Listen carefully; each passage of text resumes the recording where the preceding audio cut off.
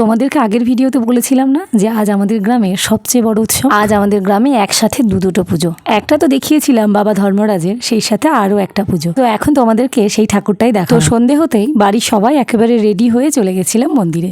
মন্দিরটাকে আজ অপূর্ব লাগে, এত সুন্দর করে সাজানো হয় লাইট ফুল সবকিছু দিয়ে যে দেখে চোখ জুড়িয়ে যায়।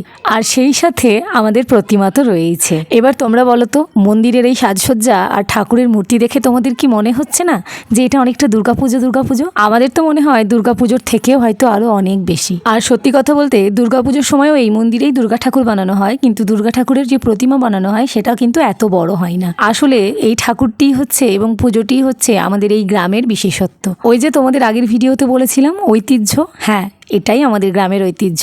আজকের দিনে সারা গ্রাম জুড়ে একটা আলাদা রকমের পরিবেশ থাকে। এবার তোমরা বলো তো, এই যে ঠাকুরটা তোমাদের দেখালাম এই ঠাকুরটির নাম কি? না, দুর্গা ঠাকুর তো একদমই নয়, এটা হচ্ছে ভদ্রাকালী ঠাকুর। বহু বছর ধরে এই গ্রামে এই ঠাকুরের পুজো হয়।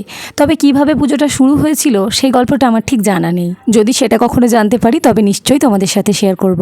আর এই যে ঘরটা তোমরা দেখছো এটা হচ্ছে ধর্মরাজের ঘর। ভদ্রাকালী মন্দিরের পাশেই ধর্মরাজের ঘরটা রয়েছে। তো যে ভদ্রাকালীর প্রতিমাটি তোমাদের দেখালাম, এই ভদ্রাকালীর পুজো কিন্তু আমাদের গ্রামে শুরু হয় একেবারে জামাই ষষ্ঠীর দিন থেকে।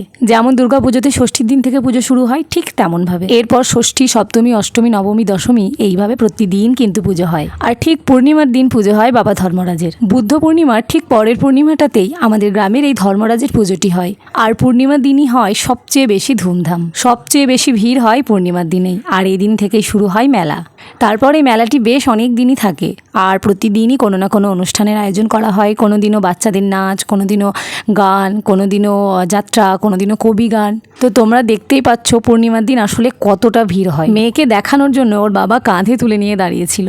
আজকের দিনে মেলার থেকে ঠাকুর দেখার জন্যই মূলত বেশি ভিড় হয়। আমরা অবশ্যই একটু মেলাতে ঘুরে নিয়েছিলাম আর কিছু কেনাকাটাও করেছি। তো সেগুলো আমি তোমাদের সাথে পরের ভিডিওতে শেয়ার করব। তোমরা যারা ভিডিওটি লাস্ট পর্যন্ত দেখেছো প্লিজ একটা লাইক করে দিও আর কমেন্ট করে জানিও কেমন লাগলো।